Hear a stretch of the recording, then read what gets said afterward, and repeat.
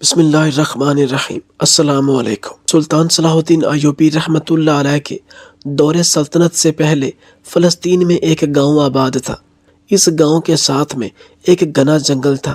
اس گھنے جنگل کے اندر ایک بزرگ رہتا تھا جو کہ ہر وقت اللہ کی عبادت میں مصروف رہتا، حتیٰ کہ اس جنگل میں لوگ اس بزرگ سے ملنے کے لیے جاتے اور اس کا دیدار کر کے واپس آ جاتے، اور لوگ اس کا دیدار اس طرح کرتے جیسے وہ ان کا پیر و مرشد ہو۔ وقت گزرتا رہا اور اس بزرگ ولی اللہ کی عبادت اور شہرت کے چرچے پورے مصر کے اندر پھیل چکے تھے، اور وہ بزرگ اپنے وقت کا بہت بڑا ولی بن گیا تھا۔ پورا علاقہ اس کا مرید بن چکا تھا۔ اس کی وفات ہوئی تو اس کی آخری خواہش کے مطابق اس کو اسی جنگل کے اندر درخت کاٹ کر دفن کر دیا گیا۔ وقت گزرتا رہا اور آبادی بڑھتی گئی، اور آبادی بڑھتے بڑھتے وہ جنگل کٹ گیا، اور اب لوگ جو کہ چند دنوں کے بعد اس ولی اللہ کی قبر پر جاتے، فاتحہ خوانی پڑھتے اور واپس آ جاتے۔ وقت گزرنے کے ساتھ ساتھ علاقے کے لوگوں نے سوچا کیوں نہ ہم اپنے اس ولی اللہ کی قبر پر ایک مقبرہ بنوا لیں، تاکہ تا قیامت یہ مقبرہ موجود رہے اور اس ولی اللہ کا نام و نشان زندہ رہے۔ ان گاؤں والوں نے مل جل کر چندہ جمع کیا اور اس کے گرد مقبرہ بنا دیا، اور آہستہ آہستہ گاؤں والے اس مقبرے کے گرد بسنے لگے، اور وہ جنگل چند سالوں کے بعد بہت بڑا گاؤں بن چکا تھا۔ وقت گزرتے گزرتے جب دور آیا سلطان صلاح الدین ایوبی، تو وہ ایک دن اسی گاؤں سے گزرے تو گاؤں والوں نے سلطان صلاح الدین ایوبی کو شکایت لگائی کہ حضور، یہ گاؤں ایک ایسی جگہ پر آباد ہے جہاں سے پانی حاصل کرنا ناممکن ہے۔ یہاں کا پانی بہت گہرا ہے، لہٰذا یہاں کنواں کھودنا بھی بڑا مشکل ہے، اور ساتھ میں کوئی ایسی ندی بھی نہیں جہاں سے پانی پینے کے لیے حاصل کیا جائے۔ دور ایک بہت پرانا کنواں ہے، اور گاؤں کے لوگ وہاں جاتے ہیں اور پانی حاصل کرتے ہیں، اور اس میں ہمیں بہت سی مشکلات کا سامنا کرنا پڑتا ہے۔ سلطان معظم نے گاؤں والوں کو کہا کہ بتاؤ کنواں کہاں کھدوایا جائے؟ تو ان گاؤں والوں نے کہا حضور، سب گاؤں والوں کی یہی خواہش ہے کہ کنواں اس بزرگ ولی اللہ کے مقبرے کے ساتھ میں کھدوایا جائے۔ ہم چاہتے ہیں کہ اس ولی اللہ کی برکات کی وجہ سے ہمارا کنواں ہمیشہ چلتا رہے، کیونکہ اس جگہ پر کنویں اکثر اوقات ناکام ہو جاتے ہیں۔ سلطان صلاح الدین ایوبی کے حکم پر مزدور کام کرنے لگ گئے، اور چند دنوں کے اندر اندر وہاں کنواں تیار ہو گیا۔ وقت گزرتا رہا، چند ماہ بعد سلطان صلاح الدین ایوبی کو خبر ملی کہ حضور، جس گاؤں کے اندر آپ نے اس مقبرے کے قریب کنواں کھدوا کر دیا تھا، وہاں ایک بہت بڑا واقعہ پیش آیا ہے۔ یہ سن کر سلطان صلاح الدین ایوبی نے کہا کیا واقعہ پیش آیا؟ تو لوگوں نے بتایا حضور، چند ماہ پہلے گاؤں کے لوگ جب شام کے بعد وہاں کنویں سے پانی بھرنے کے لیے جاتے تو اس قبر کے اندر سے عجیب و غریب آوازیں آنے لگ گئی تھیں۔ پہلے تو گاؤں والوں کے لوگوں نے سمجھا کہ یہ شاید ہمارا وہم ہوگا، لیکن پھر جب گاؤں کے سلجھے ہوئے نوجوان اور بزرگ گئے تو ان کو بھی شام کے بعد اس مقبرے کے اندر سے عجیب و غریب آوازیں سنائی دینے لگیں۔ اس وجہ سے گاؤں کے لوگوں نے آہستہ آہستہ اس مقبرے کی طرف جانا ختم کر دیا۔ گاؤں کے چند آدمی ساتھ مل کر جاتے اور دن ہی دن میں کنویں سے پانی بھر کر لاتے، اور اب اس مقبرے کی طرف لوگوں نے دن کو بھی جانا بند کر دیا۔ اور سلطان معظم جب سے اس مقبرے کے اندر سے خوفناک آوازیں آنے لگیں، اس دن سے گاؤں کے اندر بد امنی پھیل چکی ہے۔ گاؤں کے ساتھ میں بنے کپڑے بنانے کے اور قالین بنانے کا کارخانہ، جو کہ ان گاؤں والوں کا بہت بڑا ذریعہ معاش تھا، وہ بھی بری طرح تباہ ہو رہا ہے، کیونکہ ان گاؤں والوں کے پاس اتنا وافر مقدار میں پانی نہیں ہوتا جس سے وہ اس کارخانے کو چلا سکے۔ اور حضور، حتیٰ کہ اب اس گاؤں کے اندر لوگوں نے 1 مہینے تک نہانا چھوڑ دیا ہے، کیونکہ اس گاؤں کے لوگوں کے پاس اتنا پانی نہیں ہوتا کہ وہ بڑی ہی احتیاط سے اس پانی کو صرف پینے کے لیے استعمال کر سکتے ہیں، کیونکہ جب سے انہوں نے وہ کنواں چھوڑا جس سے پہلے وہ پانی بھرتے تھے، اس جگہ پر ایک عیسائی پادری نے قبضہ کر لیا ہے، اور اب وہ اس کنویں کے قریب بھی نہیں آنے دیتا، اور صرف یہی وہ کنواں ہے جس سے وہ گاؤں والے پانی بھرتے ہیں۔ لیکن بدقسمتی سے وہ کنواں اس مقبرے کے قریب ہے جس کے اندر 200 سال پہلے ایک ولی اللہ کو دفن کیا گیا تھا۔ لیکن اچانک کچھ ایسا ہوا کہ جب بھی کوئی قریب جاتا ہے تو اس مقبرے کے اندر سے ایسی ایسی خوفناک آوازیں آتی ہیں کہ ایک بہادر انسان بھی ان آوازوں کو سن کر ڈر جاتا ہے۔ اور یہی وجہ ہے کہ اب لوگ اس کنویں کے قریب نہیں جاتے، اور تھوڑا بہت پانی جو ان کو ملتا ہے وہ بڑی ہی احتیاط سے حاصل کرتے ہیں۔ سلطان اگر ان گاؤں والوں کی مدد نہ کی گئی تو وہ گاؤں اپنی ساکھ کھو بیٹھے گا، اور ساتھ میں وہی پادری جس نے پہلے بھی اس جگہ پر قبضہ کر لیا ہے وہ مسلمانوں کو اس گاؤں سے بھگا کر اس گاؤں پر بھی قبضہ کر لے گا۔ اور حضور، وہ گاؤں تجارتی لحاظ سے بہت کارآمد ثابت ہے، کیونکہ جو راستہ اس گاؤں سے گزر کر جاتا ہے وہ بڑے بڑے شہروں میں جاتا ہے، اور اگر اس جگہ پر عیسائی پادری نے قبضہ کر لیا تو اس کو رینالڈ بادشاہ کی پوری حمایت حاصل ہوگی، اور پھر اس گاؤں کو فتح کرنا ناممکن ہوگا۔ سلطان صلاح الدین ایوبی رحمۃ اللہ علیہ نے تخت کو نیا نیا سنبھالا تھا، لہٰذا سلطان نے اس معاملے کو بڑی ہی سنجیدگی سے لیا اور اپنے تمام وزیروں کو اپنے پاس بلایا، اور اپنے قریبی ساتھی علی بن سفیان کو بھی اس مشاورت میں بلایا۔ بیٹھ کر سارے وزیروں سے مشورہ کیا گیا کہ آخر ایسا کیا کیا جائے کہ ان گاؤں والوں کا یہ مسئلہ حل کر دیا جائے۔ یہ سن کر ایک وزیر نے کہا، ہمیں سب سے پہلے خود اس مقبرے کے پاس جانا چاہیے، مقبرے کے پاس جا کر ان آوازوں کو سننا چاہیے، ہو سکتا ہے کہ کوئی جان بوجھ کر گاؤں والوں کو ڈرا رہا ہو۔ سلطان کو یہ ترکیب پسند آ گئی، اور سلطان صلاح الدین ایوبی اپنے چند ماہر سپاہیوں کے ساتھ گھوڑے پر سوار ہو کر اس گاؤں کی طرف روانہ ہو گیا۔ چند دنوں کے سفر کے بعد جب سلطان صلاح الدین ایوبی اس گاؤں میں پہنچا تو لوگ بڑی ہی مشکل حالات میں تھے، لوگ پیاسے تھے، لوگوں کے پاس کھانے پکانے کے لیے پانی نہیں تھا، اور ان کا یہ حال دیکھ کر سلطان صلاح الدین ایوبی کو بہت افسوس ہوا۔ سلطان نے تمام سپاہیوں کو حکم دیا کہ تم ابھی یہاں رک جاؤ، میں اکیلا اس مقبرے کے پاس جاؤں گا۔ شام کا وقت ہو رہا تھا، سلطان صلاح الدین ایوبی کو سارے گاؤں والے منع کرتے رہے، حضور آپ اس مقبرے کے قریب نہ جائیں، لگتا ہے اس مقبرے پر کسی بڑی چڑیل یا جن نے قبضہ کر لیا ہے، اور اگر آپ اس مقبرے کے قریب گئے تو وہ چڑیل آپ کو کنویں میں ڈبو کر مار دے گی۔ حتیٰ کہ اس گاؤں کے قریب ہمارے گاؤں والوں کے آدھے ریوڑ بھی غائب ہو گئے ہیں، ایک دمبے کا پتہ نہ چلا کہ آخر وہ کہاں گیا، ایسا لگتا ہے کہ اسے زمین کھا گئی یا آسمان نگل گیا۔ سلطان صلاح الدین ایوبی نے کہا، ایک سلطان جب بھی تخت سنبھالتا ہے تو اس کی جان اپنی جان نہیں رہتی، اس کی جان لوگوں پر قربان کرنے کے لیے ہوتی ہے، اور اگر آپ کو آزادی دلانے کی خاطر میری جان بھی چلی جائے تو میں اسے شہادت سمجھوں گا۔ گاؤں والوں کے منع کرنے کے بعد بھی سلطان صلاح الدین ایوبی اس مقبرے کی طرف چل پڑے۔ شام کا وقت ہو رہا تھا، سلطان صلاح الدین ایوبی کے پہنچتے پہنچتے وہاں کافی اندھیرا چھا چکا تھا۔ سلطان بھی اس کنویں اور مقبرے سے چند قدم فاصلے پر ہی تھے کہ عجیب و غریب آوازیں آنے لگی۔ شروع میں تو ان آوازوں نے سلطان صلاح الدین ایوبی کو بھی حیران و پریشان کر دیا۔ وہ اتنی تیز اور عجیب و غریب قسم کی ڈراؤنی آوازیں تھیں کہ سلطان صلاح الدین ایوبی کو خود کو سنبھالنا مشکل ہو رہا تھا۔ سلطان سمجھ چکے تھے کہ ان آوازوں کو برداشت کرنا اور ان آوازوں پر قابو پانا کسی عام انسان کا کام نہیں، اور اگر اس مسئلے کا حل نہ نکالا گیا اور اگر اس مقبرے پر چڑیل نے قبضہ کیا تو اس کو نہ بھگایا گیا تو ضرور یہ گاؤں والے پیاسے مر جائیں گے۔ سلطان صلاح الدین ایوبی رحمۃ اللہ علیہ جب مقبرے کے ایک دروازے پر پہنچے تو آوازوں کی رفتار بہت تیز ہو گئی، اور وہ خوفناک آوازیں اتنی تیز رفتاری کے ساتھ کانوں کو پھاڑ رہی تھی کہ سلطان سے بھی برداشت نہیں ہو رہا تھا۔ سلطان صلاح الدین ایوبی نے عقل مندی سے کام لیا اور اسی وقت واپس لوٹ آئے، کیونکہ سلطان جانتے تھے کہ جنگ کو عقل سے لڑا جاتا ہے، جذبات سے نہیں۔ سلطان صلاح الدین ایوبی واپس آ گئے اور گاؤں والوں کو آ کر سارا ماجرا سنایا۔ یہ سب سننے کے بعد گاؤں والے مزید خوف زدہ ہو گئے، اور انہوں نے کہا، حضور ہمیں اگر یہ زمین چھوڑنی بھی پڑی تو ہم چھوڑ دیں گے، لیکن آپ اس مقبرے کی طرف دوبارہ نہیں جائیں گے۔ یہ سن کر سلطان نے کہا، اے لوگو، تم نہیں جانتے تمہاری آزادی اور یہ سرزمین کتنی قیمتی ہے۔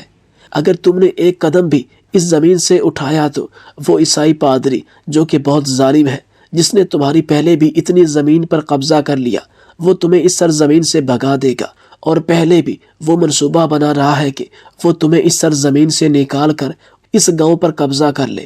پھر سلطان کے دماغ میں یہ ترکیب آئی کہ ہو سکتا ہے کہ یہ سارا کھیل اسی پادری کا رچایا گیا ہو، لیکن یہ بات سلطان نے اپنے دماغ میں رکھی، کیونکہ سلطان صلاح الدین ایوبی کو یقین تھا کہ اس بات پر گاؤں والے کبھی یقین نہیں کریں گے کہ اس سب کے پیچھے کسی انسان کا ہاتھ ہے۔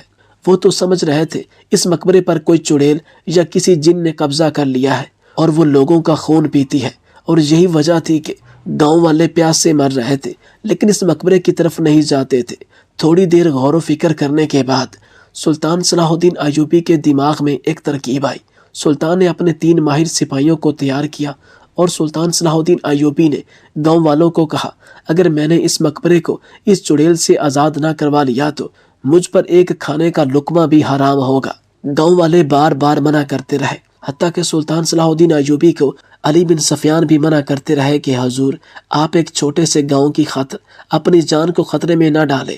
لیکن سلطان صلاح الدین ایوبی جان گئے تھے کہ اس کے پیچھے کوئی بڑا راز ہے اور اس کے پیچھے دشمن کا بہت بڑا منصوبہ ہے۔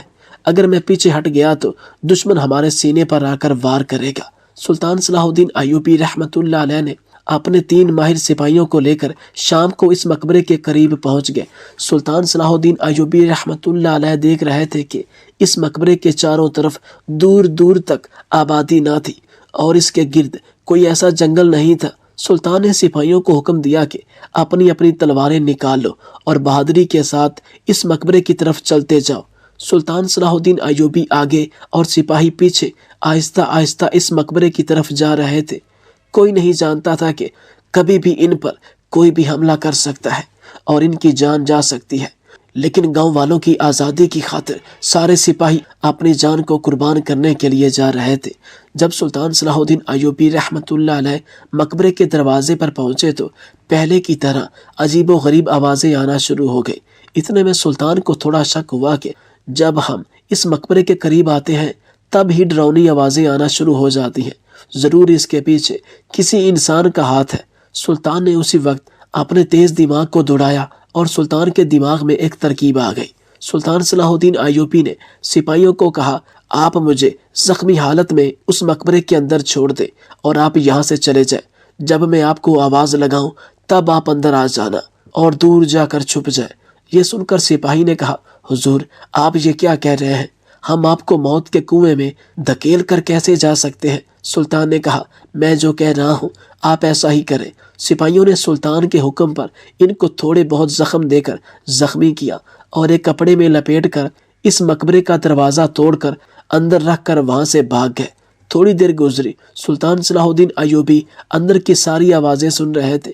تھوڑی دیر گزرنے کے بعد مقبرے کا دروازہ اندر سے بند ہوا۔ باہر چھپے سپاہی دیکھ رہے تھے کہ اندر سے دروازہ کس نے بند کر دیا۔ تھوڑی دیر کے بعد سلطان صلاح الدین ایوبی نے مقبرے کا دروازہ توڑا۔ مقبرے کا دروازہ توڑنے کے بعد 3 آدمیوں کو باہر دھکا دیا جو کہ سلطان صلاح الدین ایوبی کی تلواروں سے زخمی ہو چکے تھے، اور ان کے ہاتھوں میں ایسی ایسی بانسریاں اور لکڑیاں تھیں جن سے خوفناک آوازیں نکلتی تھیں۔ یہ دیکھ کر سلطان صلاح الدین ایوبی کے سپاہی اور سارے گاؤں والے حیران ہو گئے کہ آخر اندر ایسا کیا ماجرا ہوا اور یہ تینوں آدمی کون ہیں۔ تو جب گاؤں والے سلطان صلاح الدین ایوبی کے پاس پہنچے اور پوچھا، حضور آخر اندر سے یہ 3 وحشی کیسے آ گئے، حتیٰ کہ اس مقبرے کے اندر تو کوئی چھپنے کے لیے جگہ نہیں ہے؟ تو سلطان صلاح الدین ایوبی نے کہا، جب سپاہی نے مجھے زخمی کر کے اندر رکھ دیا تو اسی وقت ڈراؤنی آوازیں ختم ہو گئی۔ میں سمجھ گیا کہ ضرور کوئی گڑبڑ ہے۔ تھوڑی دیر کے بعد مجھے ایسا لگا کہ جیسے دروازے کھل رہے ہوں، لیکن میں حیران تھا کہ یہاں تو صرف ایک دروازہ ہے، پھر اتنے دروازے کھلنے کی آواز کہاں سے آ رہی ہے؟ میں ساری چیزیں غور سے سن رہا تھا۔ اتنے میں ایک آدمی نے کہا، آج تو شکار خود اندر چل کر آیا ہے، چلو دیکھتے ہیں کون ہے، کیا ہمارے لیے کوئی تحفہ ہے؟ جب انہوں نے کپڑے کو کھول کر دیکھا تو اس کے اندر ایک آدمی زخمی حالت میں موجود تھا۔ وہ نہیں جانتے تھے کہ یہ سلطان ہے اور وہ بھی زندہ۔ انہوں نے کہا، یہ کسی اچھی چیز کی علامت نہیں لگتا، حالات ہمارے حق میں بہتر نہیں ہیں۔ اتنے میں جب میں نے آنکھیں کھولی تو یہ تینوں نوجوان مقبرے کے دروازوں میں سے بنے ہوئے خفیہ دروازوں کے ذریعے سرنگوں کے اندر داخل ہو گئے۔ میں بڑا حیران تھا کہ آخر ان کا اس مقبرے کے اندر سرنگ کھودنے اور خفیہ دروازے بنانے کا مقصد کیا تھا۔ جب میں نے ان کو زخمی کر دیا اور ان سے پوچھا تو انہوں نے کہا، ہمارے سردار جو کہ پادری تھا ان گاؤں والوں کو کہا تھا کہ تم یہاں سے چلے جاؤ، لیکن یہ کہتے تھے کہ جب تک یہاں پر ہمارے ولی اللہ کا مقبرہ یعنی کہ قبر موجود ہے ہم اس وقت تک اس گاؤں کو نہیں چھوڑیں گے۔ جب پادری صاحب نے دیکھا کہ یہ گاؤں والے اس طرح ہار نہیں مانیں گے تو پادری صاحب نے ایک منصوبہ بنایا کہ 3 ماہر کھوجیوں کو یعنی ہمیں بلایا اور کہا تم خاموشی کے ساتھ 3 سرنگیں کھودو اور سرنگ جب مکمل ہو جائے تو تم نے اس کے اندر سے لاش نکال کر دوسری جگہ رکھ دینی ہے، اور جب گاؤں والوں کو ہم آ کر کہیں گے کہ اگر تمہیں اپنے ولی اللہ پر اتنا یقین ہے تو ہمیں اس کی لاش دکھاؤ، اور جب وہ قبر کھودیں گے تو اس کے اندر لاش نہ دیکھ کر ان کے حوصلے پست ہو جائیں گے، اور اس طرح ہمارا پادری ان پر حاوی ثابت ہو جائے گا اور ان گاؤں والوں کو یہاں سے نکال دیتا۔ اور جب ہم نے اپنے منصوبے پر کام کرنا شروع کر دیا تو لوگوں کی ہر وقت آمد و رفت مقبرے کی طرف ہمارے لیے خطرے کی گھنٹی تھی، لہٰذا ہم نے ایک ایسا منصوبہ سوچا، کوئی ایسا کام کیا جائے جس سے گاؤں والے اس مقبرے کی طرف اور اس کنویں کی طرف آنا بند کر دے، اور یہی ہمارا منصوبہ تھا۔ جیسے ہی گاؤں والے اس مقبرے کے قریب آتے ہم لکڑیوں سے بنی ہوئی بانسریوں سے عجیب و غریب آوازیں نکالتے اور یہ گاؤں والے ڈر کر بھاگ جاتے۔ یہ سن کر سلطان صلاح الدین ایوبی نے سارے گاؤں والوں کو کہا کہ میں نے تمہیں کہا تھا کہ اس کے پیچھے کسی انسان کا ہاتھ ہے۔ تم لوگ سونے جیسی سرزمین ایک چھوٹی سی مشکل کو دیکھ کر چھوڑ رہے تھے۔ ایک بات کا ہمیشہ خیال رکھنا کہ آزادی کبھی آسانی سے نہیں ملتی۔ یہ سن کر سارے گاؤں والے سلطان صلاح الدین ایوبی کے نعرے لگانے لگے، اور اس کے بعد وہ گاؤں خوشی خوشی رہنے لگا۔ سلطان صلاح الدین ایوبی نے اس پادری سمیت سارے عیسائیوں کو موت کے گھاٹ اتار دیا، اور باقی بچ جانے والے عیسائی جو کہ سیدھے راستے پر آ گئے سلطان صلاح الدین ایوبی نے ان کو رہا کر دیا۔ اس سارے واقعہ کے بعد گاؤں کے ایک بزرگ نے سلطان سے پوچھا کہ آپ کو پہلے کیسے شک پڑ گیا کہ اس مقبرے میں کسی انسان کی آوازیں آتی ہیں نہ کہ جن اور چڑیل کے؟ تو سلطان نے بتایا کہ بالکل اسی طرح کا ایک واقعہ مصر کے ایک قبیلے میں پیش آیا تھا، جہاں مسلمانوں نے ہندوؤں کے قبیلے کے ساتھ ایک مسجد بنائی تھی، تو ہر روز رات عشاء کی نماز کے بعد وہاں سے خوفناک آوازیں آتی تھیں۔ تو مسلمانوں کا قبیلہ ڈر گیا کہ اس مسجد میں سے خوفناک آوازیں آتی ہیں، اور جب فجر کے وقت نماز ادا کرنے کے لیے لوگ جاتے ہیں تو انسانوں اور جانوروں کی کھوپڑیاں وہاں ملتی ہیں، لہٰذا نمازی حضرات کی تعداد اس مسجد میں دن بدن کم ہوتی جا رہی تھی، اور ان کا کہنا تھا کہ ہمیں یہاں سے مسجد کو شہید کر کے کسی اور جگہ تعمیر کر دینا چاہیے۔ جب اس خبر کا مجھے علم ہوا تو میں بھیس بدل کر اس مسجد میں امامت کروانے گیا، اور رات عشاء کی نماز ادا کرنے کے بعد اسی مسجد کے اندر ٹھہر گیا تو مجھے معلوم ہوا کہ مسجد کے اندر 2 نقاب پوش آدمی آئے ہیں جو کہ خوفناک آوازیں نکالتے تھے۔ بڑی پھرتی کے ساتھ ایک تھیلے میں سے انہوں نے انسانی کھوپڑیاں اور جانوروں کی کھوپڑیاں خون آلود کر کے مسجد میں پھینک کر جانے والے ہی تھے کہ میں نے ان کو رنگے ہاتھوں پکڑ کر قبیلے والوں کے سامنے پیش کر دیا تھا، اور تمام قبیلے والوں کے سامنے ان کی حقیقت کھول دی تھی۔